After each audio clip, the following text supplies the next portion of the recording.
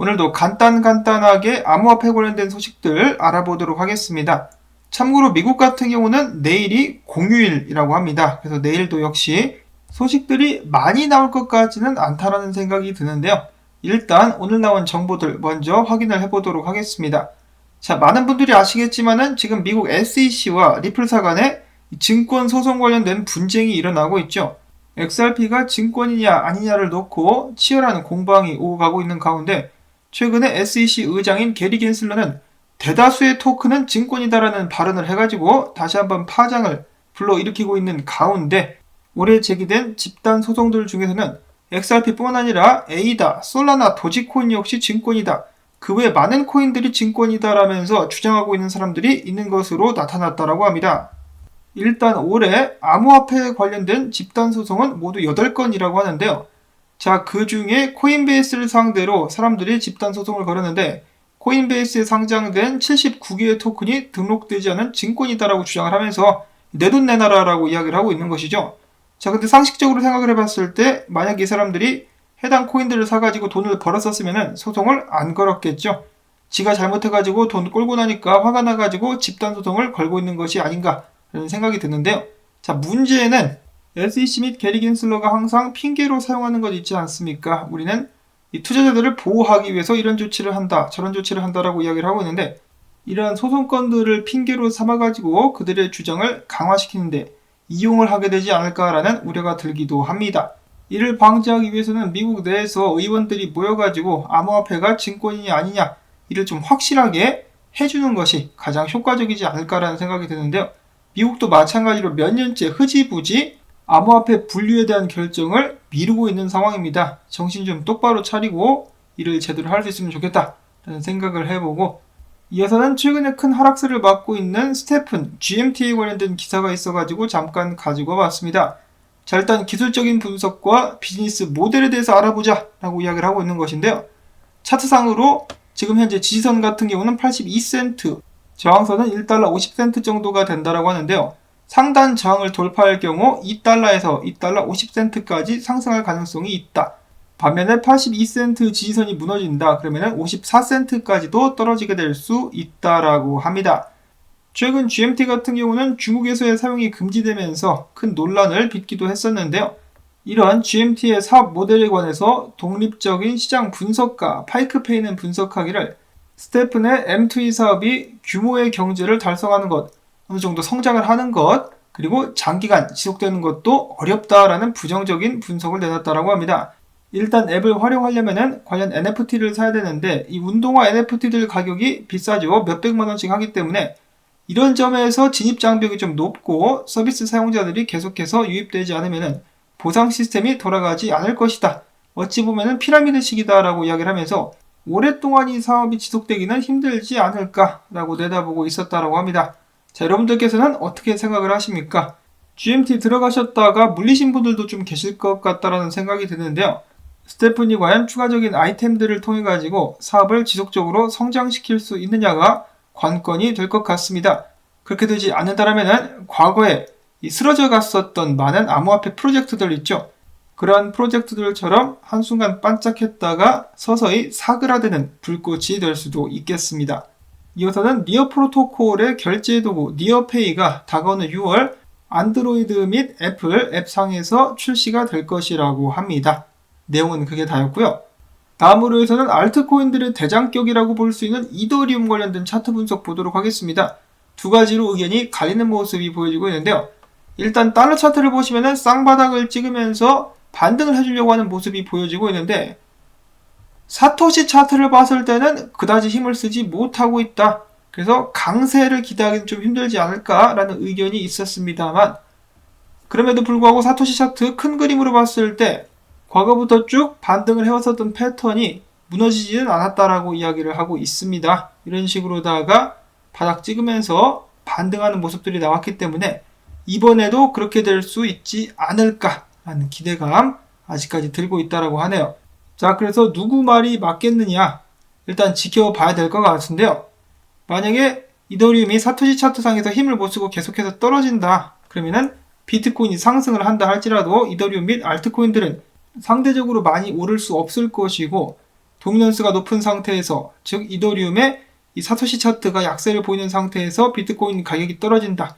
그러면 이더리움 및 알트코인들은 더욱더 큰 하락폭을 그리게 될 수밖에 없을 것입니다. 이더리움이 잘 버텨줘야만 알트코인들도 힘을 낼 수가 있겠죠. 이더리움이 부디 지속적인 반등을 이어나갈 수 있기를 바라보고, 자, 그 다음으로는 러시아의 암호화폐 채굴이 전 세계 5위까지 올라왔다고 합니다. 그리고 바이낸스 같은 경우는 빠른 시일 내에 나이지리아 시장까지 진출하겠다. 유럽, 아시아, 아프리카, 중동까지 동시다발적으로 확장을 하고 있는 바이낸스. 다음 불장 때 상승이 기대가 많이 됩니다. 암호화폐 업계의 아마존은 코인베이스가 아니라 바이낸스가 되지 않을까라는 생각이 드는데요.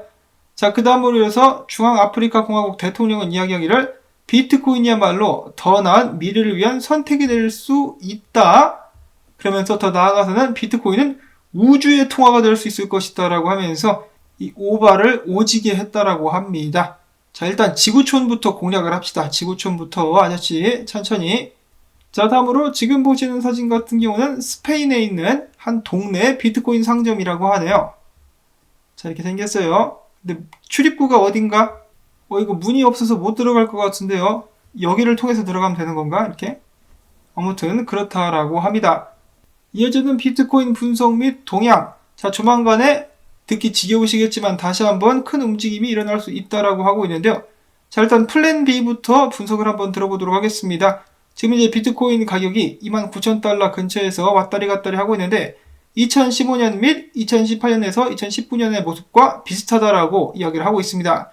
2015년 같은 경우 비트코인이 사상 처음으로 1000달러를 돌파한 후 마운트 곡괭이 해킹 사건으로 80% 비트코인이 폭락을 한 후 바닥을 찍었었다.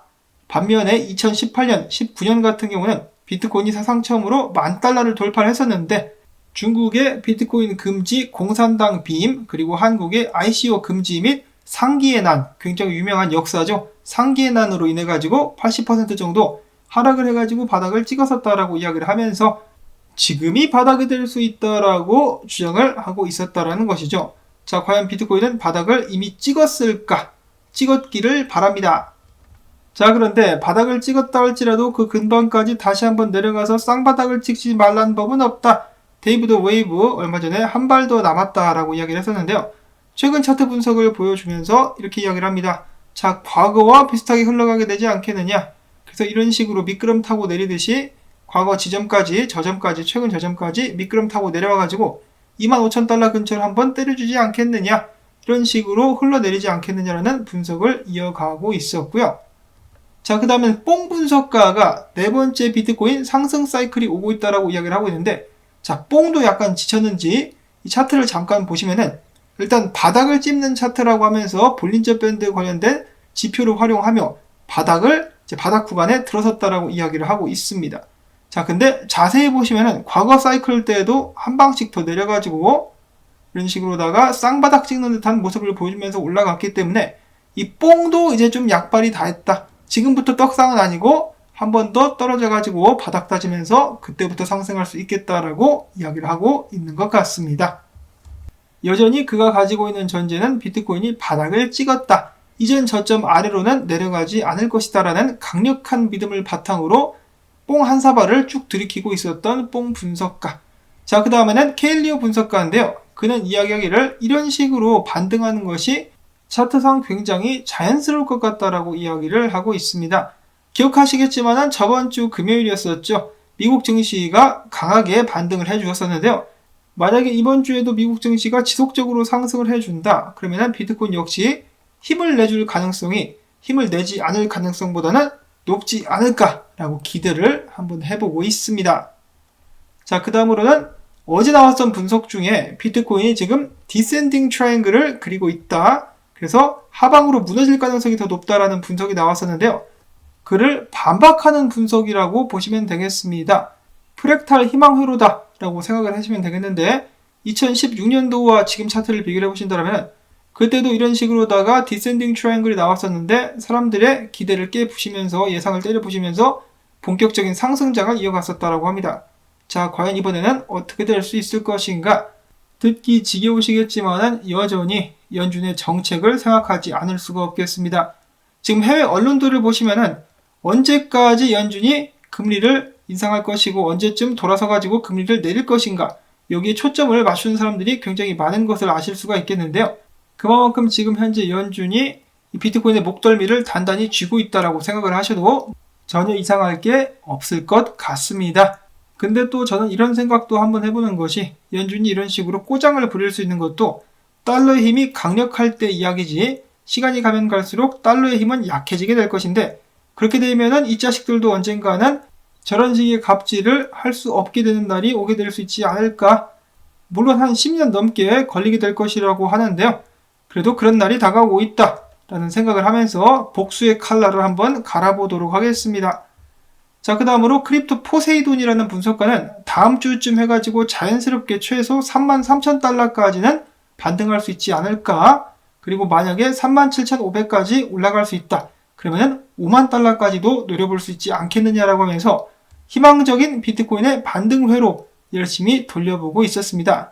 자, 비트코인 좀 힘을 좀 내줄 수 있으면 좋겠는데, 거기다가 지금 비트코인 일봉 차트를 보시면 볼린저 밴드가 위에서 아래로 꽉꽉 조여주고 있다라고 합니다.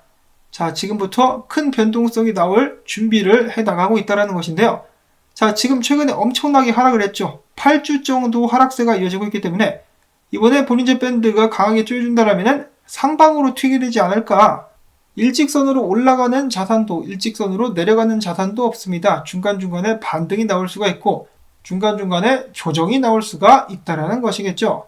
그 과정 속에서 추세 전환도 한번 기대를 해볼 수 있는 것이 이 차트의 묘미가 아닌가. 그런 의미에서 비트코인 좀 가지야를 외쳐보면서 오늘 영상 여기서 인사를 드리려고 합니다.